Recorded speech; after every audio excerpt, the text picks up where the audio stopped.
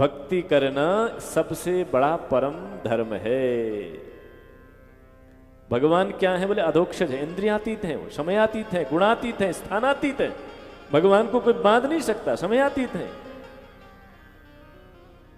इसीलिए बाबा तुलसीदास कहते हैं, मन समेत जेहि जानन बानी, मन समेत जेहि जानन बानी, तर की न सकही सकल अनुमानी। राम अतर्क्य बुद्धि मन बानी, मत हमार अस सुनहु सयानी।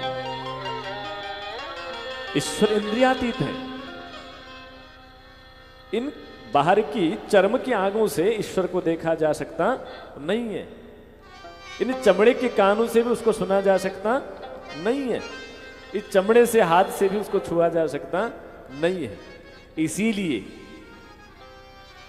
आंख खुली है अर्जुन की। कुरुक्षेत्र का वो इतना बड़ा रणांग, कोलाहल मच रहा है, उधर से कौरव की सेना, इधर से पांडव की सेना। भगवान ने गीता सुनाया। सुनाने से पहले कहा, देखो अर्जुन, तुम सोच रहे हो कि तुम्हारे हाथ से मरेंगे संबंधी, नहीं, गलत। उनको मैं पहले मार चुका हूं। अपना विश्व रूप, विराट स्वरूप दिखाया। अर्जुन कहता है, ठाकुर मेरे आंखों तो बस पहुंच जा रही है, नहीं देख नहीं पा रहा हूं, हो क्या तुम दिख ही नहीं रहे हो।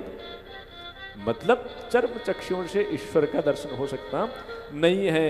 भगवान ने जब दिव्य दृष्टि दी, आंखों के भीतर दिव्य दृष्टि नजर दिया है? तो भगवान के सामने भगवान का विराट स्वरूप प्रकट हो गया। अब हाथ जोड़कर दंडवत प्रणाम करता है, मैं गलत कर लिया, मैं तो कार्पण्यता में विमोहित हो गया था, मैं जान नहीं पाया आपको, आप ऐसे ही हो। अधोक्षज है भगवान, उसको तर्क से बाधा नहीं जा सकता, रूप से बाधा नहीं जा सकता, कर्म से बाधा नहीं जा सकता, बल से बाधा नहीं जा सकता। यही बात श्रुति में भगवान ने भी कही है, नायम आत्मा न प्रवचनेन लभ्यो न मेधया न बहुना श्रुतेन। भगवान ने स्वयं श्रुति के माध्यम से कहा है, मैं किसी आत्मज्ञानी के वश में नहीं होता, मैं किसी बलवान और यशवान प्रज्ञावान के वश में नहीं होता। माँ में वही वृणते तेन लभ्या, मैं जिसको वर्ण करता हूं, जो मुझे चाहता है उसको मैं वर्ण करता हूं, उसी को मैं लभ्य होता हूं, मिलता हूं। तर्क में बाधा नहीं जा सकती। भगवान अधोक्ष इंद्रियातीत है। और गीता भगवती के 3 अध्याय में भगवान कहते हैं, इंद्रियाणि पराण्याहु रेन्द्रियभ्य परम मनः मनसस्तु परा बुद्धिर्बुद्धे परस्तत्वसा। मैं बुद्धि से भी परे हूं। सूत जी कहते हैं, सौनकादि ऋषियों, उस बुद्धि से परे, उस मन से परे, उस इंद्रियों से परे, उस ज्ञान से परे, समय से परे, उस परमात्मा के प्रति सेवा भाव ही जीव का परम धर्म है। सबई पुंसा परो धर्म, परम धर्म। लेकिन ये परम धर्म सेवा भाव होना कैसा चाहिए? वहां भी कंडीशन, भगवान की सेवा कैसी होनी चाहिए, भक्ति कैसी होनी चाहिए? बोले पहला कंडीशन है अहेतुक्य अप्रतिहता ये आत्मा संप्रसीदति। अहेतुकी, दो भक्ति के 2 लक्षण विशेष करके। भक्ति रंगीली हो, काली हो, पीली हो, नीली हो, तिलक वाली हो, घंटे वाली हो, माला वाली हो, नहीं, 2 विशेषण जरूर हो उसमें। एक अहेतुकी हो और दूसरी अप्रतिहता हो। अहेतु का मतलब, भगवान तेरे यहाँ 1 लाख दिया जला दूं कि मेरा घर बेटा पैदा हो जाए, पोता पैदा हो। ये लोटा बेटे वाली भक्ति भगवान को प्रिय नहीं है। लोटा बेटे वाली भक्ति, इसको ये हेतु की भक्ति कहते हैं। भगवान कहते हैं, मुझे तो अहेतु की भक्ति चाहिए। अहेतु की भक्ति, धर्मन अर्थन काम रुचि। भरत जी कहिए, भरत जी के सामने गंगा भगवती प्रकट हुई, तुम क्या चाहते हो, मां को जरा। भरत जी कहते हैं, धर्मन अर्थन काम रुचि, गति न चहूं निर्वाण, जन्म जन्म रति राम पद, यह वरदान नया। मुझे कुछ नहीं चाहिए, न धर्म चाहिए, न अर्थ चाहिए, न किसी संसार की कामनाओं में मेरी रुचि पैदा हो, मेरी मति चाहे।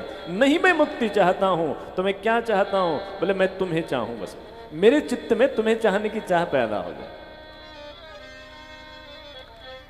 हेतु कुछ नहीं, ध्येय की सेवा करना। और ये ठाकुर जी भी यही बात कहते हैं। ठाकुर जी ने बालकांड में कहा गया है, जाहिन चाहिए कबहु कछु, तुम सन सहज स्नेह, बसौ निरंतरता सुर सोराबुर निज गे। भगवान बैठते कहाँ हैं? बोले जिसको आपके अलावा किसी और से सौदा नहीं करना, आपके अलावा जो कुछ भी नहीं चाहिए। भक्त वही जो भगवान के अलावा किसी और चीज के लिए राजी न होए। और इसी भक्ति को, इसी चाह को कहते हैं अहेतु की भक्ति, बिना कारण की, कोई अपेक्षा नहीं। जहां भगवान के सामने अपने आप को भोग बनाकर प्रस्तुत कर दें, उसका नाम भक्ति। भक्ति शब्द पूज्य अखंडानंद स्वामी जी के शब्दों में भात शब्द से प्रकट हुआ है। भात भोग है।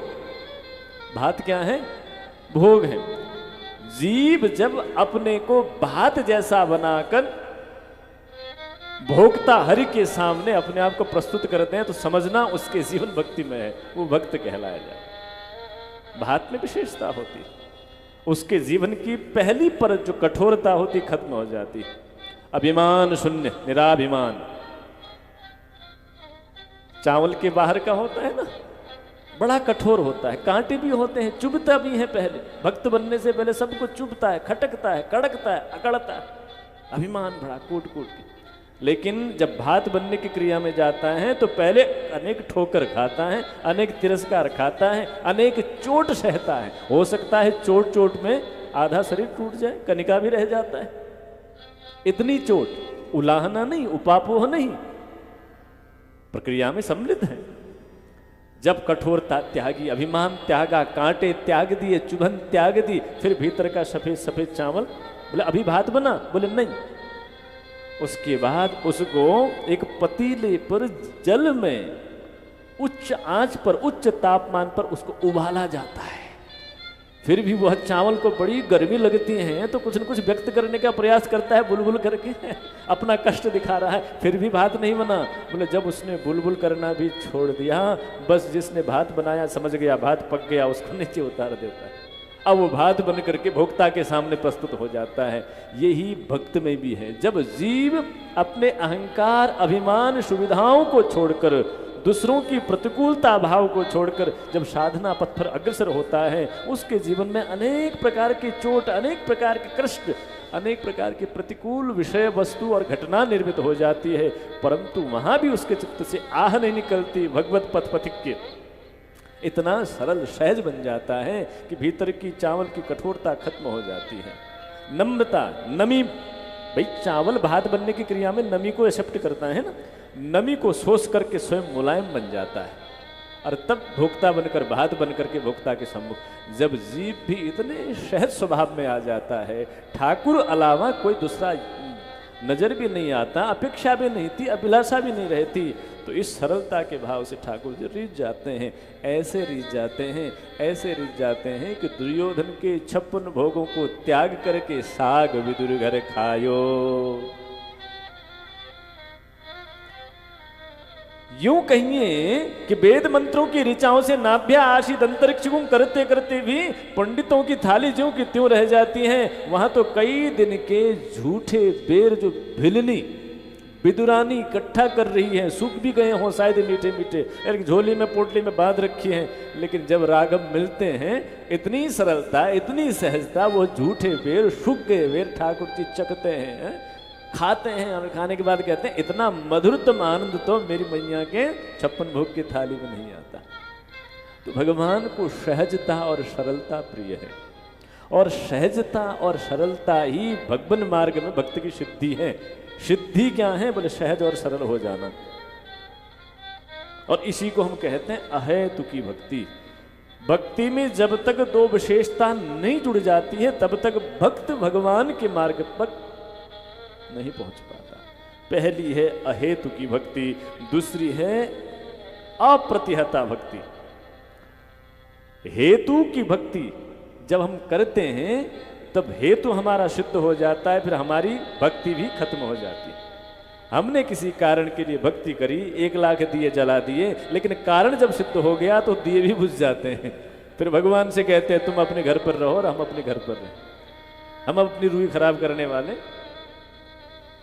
लेकिन अहेतु की भक्ति अप्रहत्या रूप से चलती है।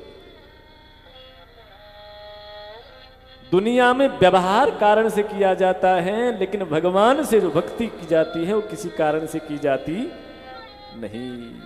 कामना से भरी हुई भक्ति जब कामना पूरी हो जाती है तो भक्ति खत्म हो जाती है।